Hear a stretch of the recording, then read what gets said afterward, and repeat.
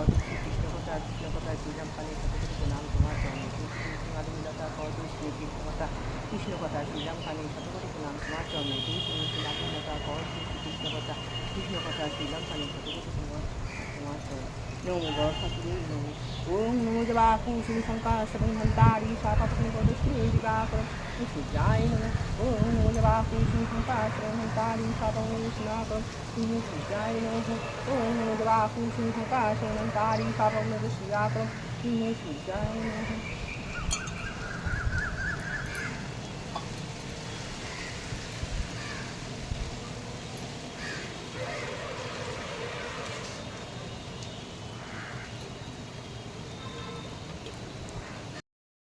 Good morning, শুভ সকাল। চলে আসলাম নতুন দিনে নতুন আর একটা ভিডিও নিয়ে। আশা করি সবাই ভালো আছো, সুস্থ আছো। আজকে হচ্ছে বুধবার, শুভ বুধবার। ঘড়ির কাঁটায় এখন বাজছে 8টা 15-20 হবে। ফুল টুল তুলে এসেছি, নিচে তুলসীতলায় জল দিয়েছি, ওপরে তুলসীতলায় জল দিলাম। এখন 5টা 20-তে, 5টা 20-তেই তো 5টা 20-তে ভুলে যাচ্ছি, করছি তাও ভুলে যাচ্ছি। 5টা 20-তে প্রার্থনা করে তারপরে সব তুলসীতলায় সব ফুল টুল তুলে স্নান করে, স্নান হয়ে গেছে। আজকে মাথায় শ্যাম্পু করলাম। 2 দিন অন্তরই মাথা শ্যাম্পু করতে হচ্ছে। এখন করি তাও সপ্তাহে 3-4 দিন, কিন্তু 2 দিন অন্তর অন্তর মাথা মনে হচ্ছে যেন আর তেমনি চুল উঠছে। বর্ষাকালে হুড়ুর হুড়ুর করে চুল উঠছে। ঠিক আছে, সঙ্গে থাকো সারাদিন, ভালো লাগবে আশা করি। এ দেখো বন্ধুরা, দেখতে পাচ্ছ, বাজার গেছিলাম, 3টে পদ্ম ফুল 20 টাকায় নিয়ে আসলাম। ছুটতে গিয়ে দৌড়তে কাল বৃহস্পতিবার 3টে পদ্ম ফুল নিয়ে আসলাম। 20 টাকায় 3টে পদ্ম। বড় আছে এইটা বেশি বড়। হ্যাঁ না, এইটা না তো, এইটা বেশি বড়। দেখো, এটা বেশি বড়। বোঝা যাচ্ছে না অতটা। পুজো হয়ে গেছে। একবার দেখিয়ে দিই পুজো করার লুকটা। দেখো বন্ধুরা, সুন্দর করে পুজো দেওয়া হয়ে গেছে। পুজো কমপ্লিট। বাজার থেকে ফুল আর নিয়ে আসলাম।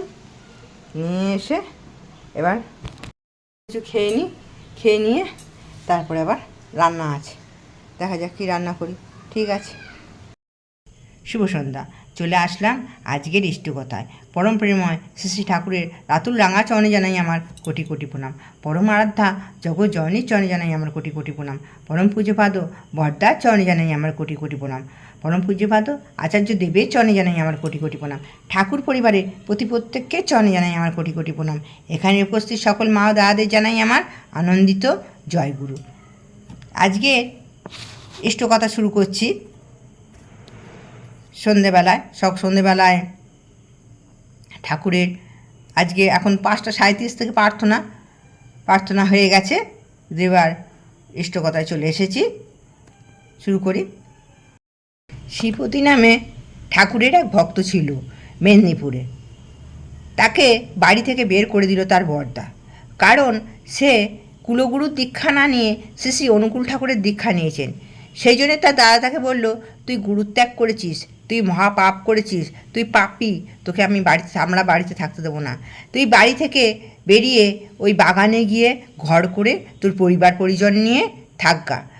তখনকার দিনে নিয়ম ছিল, বাবার সম্পত্তির ওপর বাবা মারা যাবার পরে বড় ভাই যা বলবে তার কথাই হবে শেষ কথা। সেই জন্য তার বড় ভাই তাকে বলল, তুই বাড়ি থেকে বেরিয়ে গিয়ে বাগানে গিয়ে ঘর করে তুই থাকগা। সে তার পরিবার পরিজন নিয়ে ওইখানে থাকতে লাগলো। এখানে বড়দার বাড়িতে যে গুরুদেব আসতেন, বেনারস থেকে আসতেন। তিনি খুব উচ্চ শিক্ষিত, সংস্কৃতে পণ্ডিত। তিনি বছরে 6 মাস 1 বছর অন্তর আসতেন তার বাড়িতে এসে 2-3 দিন তার শিষ্যদের বাড়িতে থাকতেন। তাকে তারা অন্ন, বস্ত্র, তারপরে টাকা, তার নানান রকম ভালো মন্দ রান্না করে খাওয়ানো, সমস্ত সুযোগ সুবিধা তারা পেত। এরকমই বড়দার বাড়িতে একদিন গুরুদেব আসছেন। সেই সময়ে শ্রীপতি তার বাড়ির সামনে দিয়ে হেঁটে যাচ্ছেন। খুব সুন্দর, সবে যৌবনে পা দিয়েছেন, উজ্জ্বল বর্ণ। সে বাড়ি যখন যাচ্ছেন সামনে দিয়ে, তার বড়দা তাকে ডেকে পাঠালেন, শোন এদিকে। সে এসলো তার বড়দার কাছে, বলল, এমন গুরু ধরেছিস, তার কোনো সেবা করার সুযোগ পাস না। একদিনের জন্য তোর বাড়িতে আসে না। আমার গুরুদেব দেখেছিস কত উচ্চশিক্ষিত, কীরকম 6 মাস 1 বছর অন্তর আমার বাড়িতে আসে, আমরা তাকে নানানভাবে সেবা করি, আমরা কত পুণ্য অর্জন করছি। আর তোর গুরুদেব আবার আবার আসবে কী করে? আমার গুরুদেবের নাম শুনলে তোর গুরুদেব ভয়েই আসবে না। তার মনে খুব, ভক্তের মনে খুব আঘাত লেগেছে। ভগবানকে খাটো করা হয়েছে তো। ভগবানের ভক্ত মানে কি আহাম্মুক, বরং বিনীত অহংযুক্ত জ্ঞানী। তাই সে খুব কষ্ট পেল। ওই আগে পূর্ব মেদিনীপুর, পশ্চিম মেদিনীপুর আর ঝাড়খণ্ড 3টে জায়গা মিলিয়ে একটা রাজ্য ছিল। আর সেই রাজ্যের মধ্যে যখন ঝড় তুফান বন্যা হতো, নদীতে বাঁধ ভেঙে যেত, তখন এই শ্রীপতিকে ডিস্ট্রিক্ট ম্যাজিস্ট্রেট ডেকে পাঠাতো এবং তাকে বাঁধ মেরামতের ব্যবস্থা করতো। শ্রীপতি লেখাপড়া জানতো না, সে টিপসই দিয়ে টাকা তুলে সেই বাঁধ সুন্দর করে মেরামতের ব্যবস্থা করতো। এই রকমই সহজ সরল ভক্তের মনে আঘাত লেগেছে। সে কোনো দিক কিছু না তাকিয়ে সে ছুটে গেল দেওঘরে, টিকিট কেটে পৌঁছে গেল দেওঘরে। দেওঘরে গিয়ে ঠাকুরের সামনে, ঠাকুর বসে আছেন চৌকির ওপরে, সেইখানে ঠাকুরকে প্রণাম করে সঙ্গে সঙ্গে পেছন ঘুরে বসলো। পেছন ঘুরে বসে ডুগরে ডুগরে কাঁদতে লাগলো। আমরা সবাই ঠাকুরের সামনে ঠাকুরের দিকে চেয়ে থাকি। প্রাণবন্ত সজীব প্রাণের ঠাকুর, তার চাউনি যেন সারা বিশ্বব্যাপী পরিব্যাপ্ত হয়ে আছে। সবাই দেখে মনে করে তার দিকে চেয়ে আছে। দিব্য হাস্যমুখ, সবাই মনে করবে তার দিকেই যেন চেয়ে আছে। এরকমই সজীব ঠাকুর। তার সামনে গিয়ে বসে শ্রীপতি তার মুখ দিক থেকে প্রণাম করে নিয়ে আবার তার দিকে পেছন ঘুরে বসে ডুগরে কেঁদে উঠল। তখন ঠাকুর চৌকির ওপর থেকে উঠে আসলেন। উঠে এসে তার বাঁ দিকে একবার উকি দিচ্ছেন, সে ডান দিকে মুখ ঘুরিয়ে নিচ্ছে, আবার ডান দিকে গিয়ে ঠাকুর উকি দিচ্ছেন, সে বাঁ দিকে। এমনি করে চললো খানিকক্ষণ, যেমন একটা বাচ্চা তার মায়ের ওপর অভিমান করে থাকে, সেরকমই চললো খানিকক্ষণ। ওখানে যারা বসেছিল তারা সবাই অবাক হয়ে দেখছে, বলছে ঠাকুরের সামান্য এই গরিব মানুষটাদেরকে নিয়ে এরম করছে কেন? এ কি ঠাকুরের লীলা! এই যে হাফ হাতা জামা পরা, খাটো ধুতি পরা অল্প বয়সী এই মানুষটার জন্যে ঠাকুর কেন এমনি করছেন? তারা সবাই ভাবছে। এমনি করতে করতে কিন্তু সে তো ঠাকুর, সে তো প্রাণের ঠাকুর আমাদের, সে অন্তর্যামী, সে জানছেন তো তার কি হয়েছে। সেই জন্যে সে তার ভক্ত কষ্ট পেয়েছে, সেই জন্যে সে তার ভক্তকে নিয়ে এরম করছে। এমনি করতে করতে সে ঠাকুর হঠাৎ একসময় তার হাত দুটো ধরে তার সামনের দিকে ঘুরিয়ে নিয়ে জিজ্ঞাসা করলেন, তোর কি হয়েছে? তখন সে আরও জোরে কেঁদে উঠল, যেন বাচ্চা তার মাকে উপর অভিমান করে যেমন জড়ি ধরলে তেমনি কেঁদে ওঠে, সেই শ্রীপতি সেমনিভাবেই কেঁদে উঠল হাউ হাউ করে। বলল, আমার প্রেস্টিজ পাংচার হয়ে গেছে। তখন ঠাকুর তাকে বসিয়ে দিয়ে চৌকির ওপর বসে হা হা করে হেসে উঠলেন। সে হাসি, আমাদের হাসি তো মনে হয় যেন অনেক কষ্ট করে আমরা যেন হাসি। সেই প্রাণবন্ত হাসি হেসে উঠলেন ঠাকুর। হাসতে হাসতে তারপর হাসি থামিয়ে বললেন, আমার শ্রীপতি কয় কি? আমার শ্রীপতি বলছে প্রেস্টিজ পাংচার হয়ে গেছে। তারপরে ঠাকুর শ্রীপতিকে জিজ্ঞাসা করলেন, তা তোর প্রেস্টিজ পাংচার হলো কি করে, আমারে। তখন ঠাকুর শ্রীপতি বললেন, আমার বড়দার বাড়িতে গুরুদেব আসেন, 6 মাস 1 বছর অন্তর আসেন। তারা গুরু সেবা করে, তাদের নানান রকম সেবা করার সুযোগ দেয়।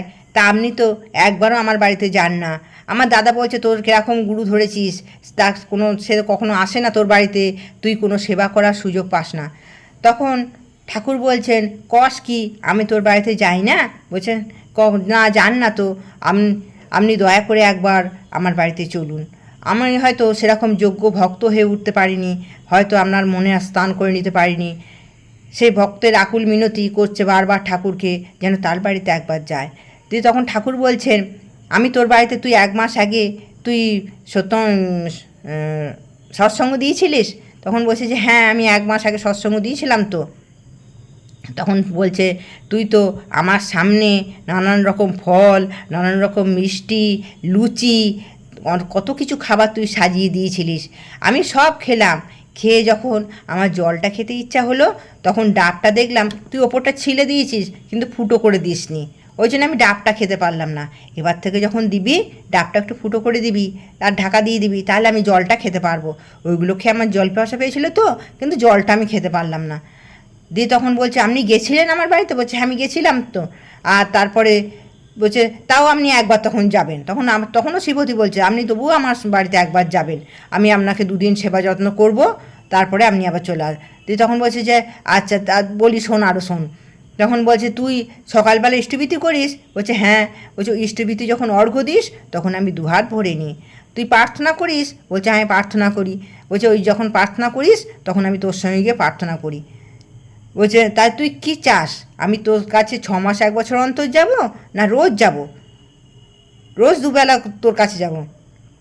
দিয়ে তখন বলছে যে না ঠাকুর, আমি বুঝতে পারিনি, আমাকে আপনি ক্ষমা করে দেবেন, আপনি আমার সঙ্গে রোজ যাবেন, আমার কাছে রোজ যাবেন, রোজ আমার সঙ্গে থাকবেন। তাই তো আমরা বড় ভাগ্যবান, আমরা ঠাকুরকে পেয়েছি। আমরা যখন ইষ্টভীতি করছি ভোরবেলায়, ঠাকুর আমাদের স্বয়ং গ্রহণ করে থাকেন। আমরা যখন সকালে প্রার্থনা করছি ঠাকুর সেখানে উপস্থিত থাকেন। আমরা যখন সৎসঙ্গ করছি ঠাকুর স্বয়ং সেখানে হাজির হয়ে থাকেন। আমরা 6 মাস 7 মাস অন্তর নয়, আমরা তাকে পাই সব প্রতি মুহূর্তে পাই। আমরা তাকে সব সময় তাকে সঙ্গে পাই, তিনি সব সময় আমাদের সঙ্গে থাকেন। আমরা তাই তো কথায় আছে, মুখের কথায় পায় না যাওয়া মানুষ ভগবান, উজাড় করে তাকে দিতে হয় ধন মন প্রাণ। আজকের ইষ্টকথা আজকে এখানেই শেষ করলাম। জয় গুরু। সবাই ভালো থাকবেন, সুস্থ থাকবেন। এই দেখো বন্ধুরা, গোপাল শুয়ে পড়েছে, অনেকক্ষণ শুয়ে পড়েছে গোপাল। রাত 10টা বেজে গেছে, 10:30 বাজছে। এই চলে এসেছি, 10:30 বেজে গেছে। গুড নাইট, শুভরাত্রি। সবাই ভালো থেকো, সুস্থ থেকো। কালকে আবার আসছি নতুন দিনে, নতুন আর একটা ভিডিও নিয়ে। জয় গুরু।